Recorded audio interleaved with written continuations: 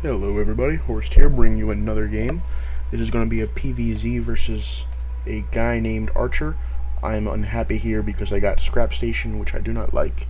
It's a horrible map. It's too hard to play on as Protoss because you can't secure a third base ever.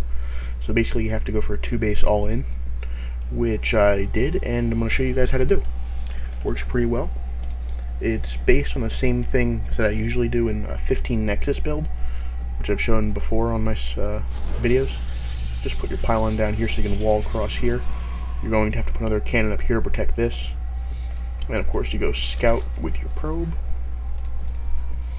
And to speed this up a little bit, the first part's boring. You just do a nexus at 15 supply. Then you do a forge coming up right after the nexus at 16 supply. There goes the forge. I can see the Zerg also expanded, so I know he's not going to do some kind of one base all-in.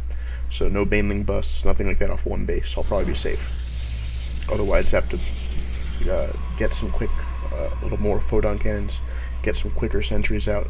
In this case, it's fine though. And like a 17 gateway here, and like an 18 gateway right here.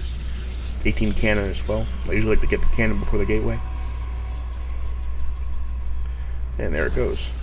Now that's all up. We can build some more pylons. We're not supply blocked anymore. Of course, he killed my scout probe with the zerglings.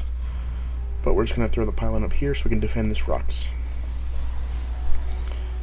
And we move the probes down. Nice and easy. There we go. Now once you start mining off 2 bases and you have your defenses set up, you're going to want to start mining some gas. So right about now, you should take the gas. I think I take it right about now. There we go. You don't need to take 2 geysers to begin with. You don't need to take all 4. You don't need it just yet. You're going to need more minerals, so just mine them. And of course, we need to throw down the cybernetics core as well, which should be thrown down right about now. Now, I did take all my gas at once, but doesn't mean you have to start mining it. If he's trying to attack those rocks still, it's not going to work. And there's a cyber core that went down. So yeah, you take your gas and you throw down the cyber core. And while that's going, you just chill back, keep making probes. Check the production tab. All I'm doing is making probes and pylons at this point. Once the core goes down, you can start researching warp gates. I've researched to build 2 stalkers, chrono boost those out real fast. That way I can defend against roach busts. The stalkers are really good at that because their range is obviously longer than roaches. So when they come in to attack these cannons, the stalkers help out, and usually they won't break through. And I keep chrono boosting because I really want those out to defend, and after them I like to make a couple of sentries as well.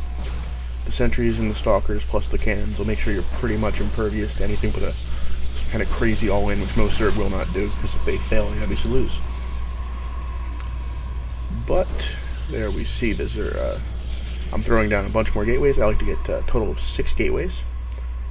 Once I have the 6 gateways building, I'll throw down a Twilight Council. This is for Blink. And there we go. Once I have the Twilight Council up, usually I'll start researching +1 weapons at this point. Soon anyway, I will. It's coming, I promise you that. And 2 robotics facilities as well. These are for immortals actually, not for colossus. There we go, +1 weapons. So 6 gateways, 2 robotics, +1 weapons, blink on 2 base. Warp gate should open up now. You can start warping in rounds of stalkers. You want a bunch of stalkers because they're extremely versatile. If he's going fast mutas, which is pretty possible, it's a likely strategy, then blink stalkers will pretty much counter that. If he's going for any kind of roaches, blink stalkers are useful. The only thing they're not really useful against is mass hydra, but even then they do some damage. They're better than nothing. It's not like they're making phoenix. So yeah, just want to make a bunch of stalkers while making immortals. He's probably gone for roaches, so the immortals are always very good. Every Zerg goes for roaches. And even if not, immortals are better than stalkers against hydralisks actually. And if we see he's gone hydralisk, we can usually back off to the cannons here and fight him at this choke point, and usually we can make something happen, but I'm fairly sure he's got roaches, so we'll just plan for that. And here comes Blink, almost online. Keep making immortals. Once I have 2 immortals, I'll make 2 observers, then get back up to immortal production. Keep chrono boosting those so you have them coming in faster. Keep making stalkers, keep making immortals, just keep making things. Keep your money down. Your income should be fairly high. At this point, both my bases are fully saturated. Almost. Yeah, they could have a couple more probes. It wouldn't really give them much more, though. They're past optimal, but still a little bit below maximum. Go back to production. And then we have observers. So now I'm just going to go double check to make sure he's not doing anything crazy with his tech. So my observer will fly out. And what will I see? We check my vision, not his, my vision. I see 2 Evo chambers right there. That immediately means Hydra Roach and Hydra Roach. Nothing surprising there. And there's a Hydra Roach moving around. So he's got no surprises in store. So we'll just start making a robotics bay as well. We're going to need Colossus as well because he does have Hydras. If he had pure Roach, I wouldn't need the Colossus. I could just push out with the Immortals. Now look, his army is extremely small. I think my army is much bigger, so I'll just go take it.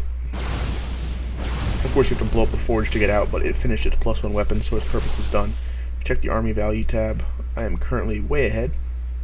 Even though he has a bigger supply, most of it is made of roaches and probably drones.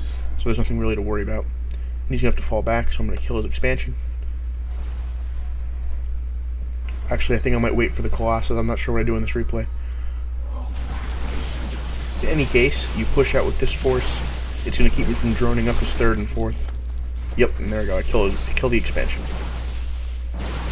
Just keep him on 2 bases as long as possible.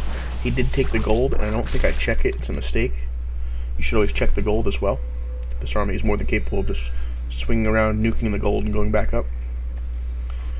But I'm going to wait for Colossus before I engage, so we'll get Colossus and Colossus range as soon as possible.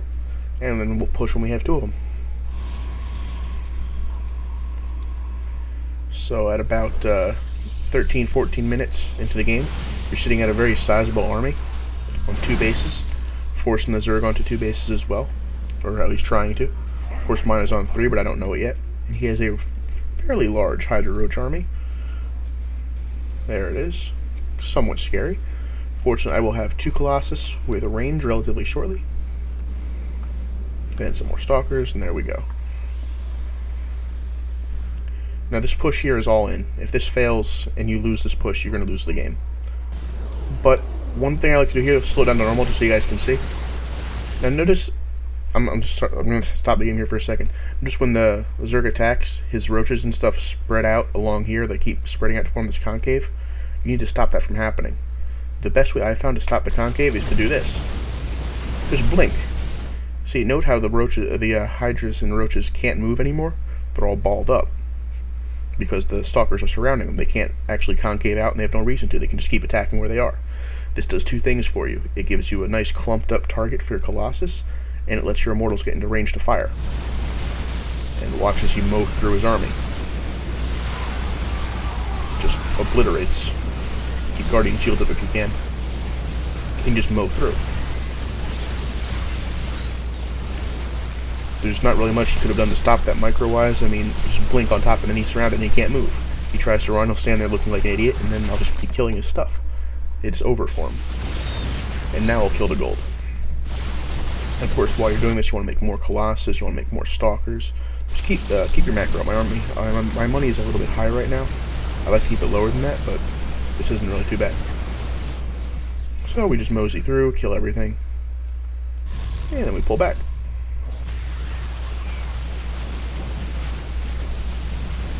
He's trying to counterattack, but I have plenty of immortals left. Just blow through this. At this point in the game, when you made that push at around 15 minutes, he's not going to have Hydra Roaches and Corruptors. He'll have Hydra Roach, no Corruptors, or he'll have Hydra Roach and very few Corruptors, in which case your immortals should be able to blow through whatever he has in the ground. But see, he's starting to get Corruptors now, but it's already too late. I have a huge advantage in army. And you can just focus fire the Corruptors down with your Stalkers, and mow them down. And that is how you do a 2-base all-in. Of course, after you blow through the Zerg, you can expand whatever the hell you want. It doesn't matter at this point because you already won the game. But you win on 2 bases. That's how you do this. Thanks for watching, guys. Hope you learned something.